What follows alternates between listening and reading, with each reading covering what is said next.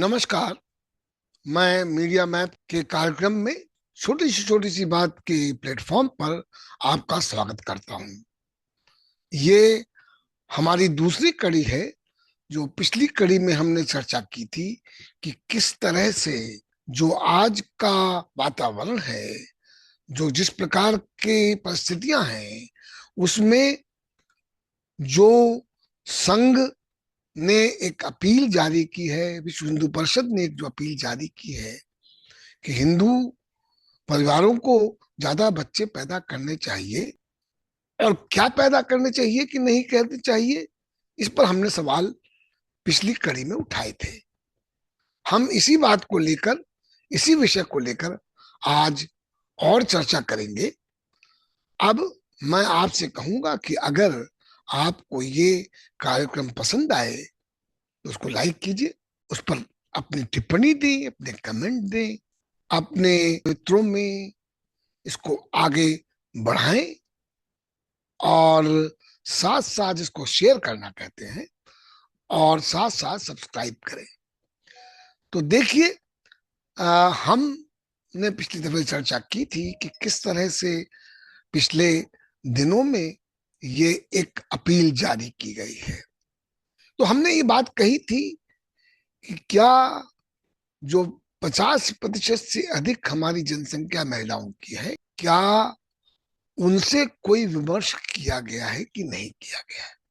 अब मैं इस पर क्यों आपसे बात कर रहा हूं, मैंने अपने जीवन में पिछले कम से कम 5 दशक से ज्यादा के अपने प्रोफेशनल लाइफ में, जो कि विश्वविद्यालयों में बीता, जो समाचार पत्रों और मीडिया जगत में बीता, मैंने ये अब मैं प्रत्यक्षदर्शी हूं कि किस तरह से महिलाओं ने लड़कर बहुत सारे अधिकारों को प्राप्त किया। उसके लिए देश ने कानून बनाए, पार्लियामेंट ने कानून बनाए, हमारे यहाँ पॉपुलेशन पॉलिसीज बनी, और शायद जब पॉपुलेशन पॉलिसीज बनी तब भी महिलाओं से विमर्श जितना किया जाना था उतना तो नहीं किया गया।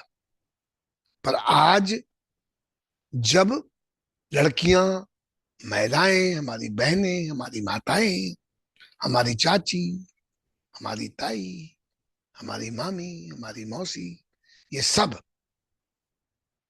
आगे बढ़ रही हैं, शिक्षा प्राप्त करके आगे बढ़ रही हैं, रिसर्च में, आपके अन्वेषण करने में, आपके बड़े बड़े पदों पर काम करना, जिम्मेवारी निभाना, आज जिस ढंग से वो आगे बढ़ी हैं, और इसमें बातें उठी कि किस प्रकार से उनका उत्पीड़न होता है, यौन शोषण होता है, इस सबके लिए कानून बने।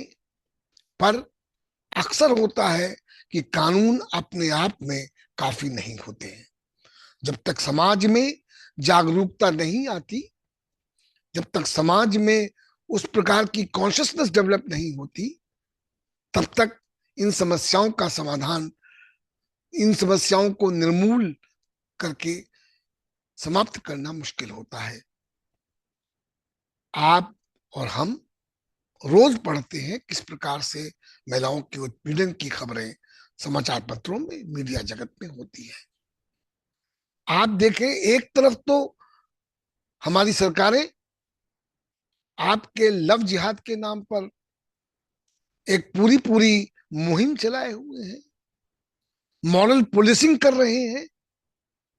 यहां तक कि जो लिव इन रिलेशनशिप एक इंस्टीट्यूशन की तरह डेवलप हो रहा था, उस पर भी सरकार की नजरें हैं। जो यूनिफॉर्म सिविल कोड बनाया जा रहा है, उसमें इस प्रकार के प्रावधान रखे गए हैं कि उनको रिपोर्ट करना है। अब आप देखें, एक तरफ तो ये महिलाओं के अधिकारों का हनन है, एक उनकी स्वतंत्रता पर चोट है, और जहां एक बहुत बड़ी बात आती है कि बच्चे पैदा करने की, वहां हमारे पुरुष साथी, पुरुष प्रधान समाज उनसे कहता है बच्चे ज्यादा पैदा करो।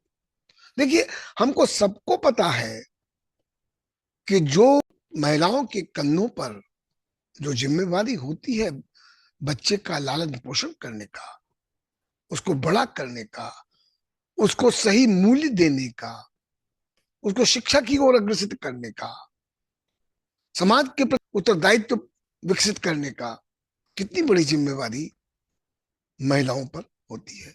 महिला घर में लड़की है, फिर बहन है किसी की, फिर किसी की पत्नी बनती है, और ये मान के चलिए कि महिलाएं और पुरुष बराबर के हिस्सेदार हैं।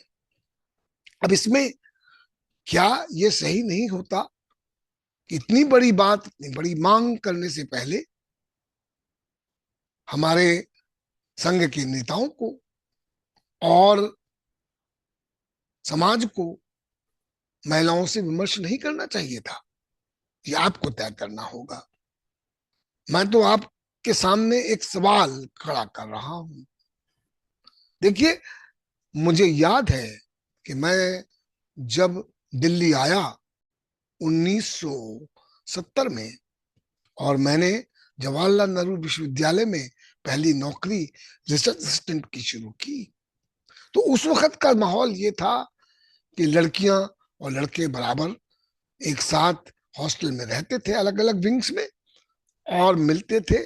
पर इसके ऊपर जिस प्रकार के टिप्पणियां, जिस प्रकार के मीडिया में उनके खिलाफ कैंपेन छेड़ी जाती थी, वो आपको याद दिलाऊं, उनका मतलब था कि महिलाओं को घर के अंदर, पर्दे के अंदर रहना चाहिए, और लड़कियों से, लड़कों की बातें, लड़कियां सिगरेट पी रही हैं, इस पर सवाल उठाए जाते थे।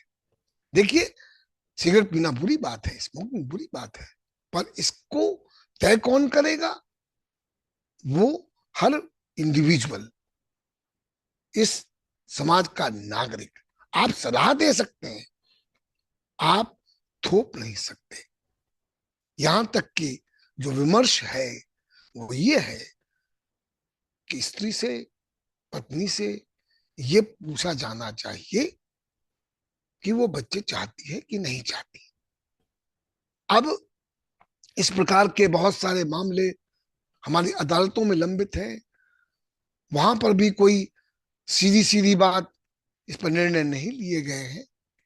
तो जो संघर्ष इतने लंबे समय के बाद आज, मतलब मेरे जीवन काल में जहां महिलाएं पहुंची हैं, उनसे इस तरह की मांग करके हम क्या उनको फिर अंधकार की तरफ धकेलने की कोशिश नहीं कर रहे?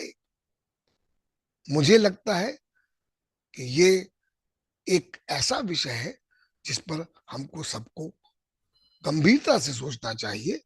मैं यहीं इस वार्ता को विराम देता हूं और आपसे अपील करता हूं कि आप इस पर अपनी टिप्पणी दें, और पसंद आए तो इसको आगे बढ़ाएं। नमस्कार।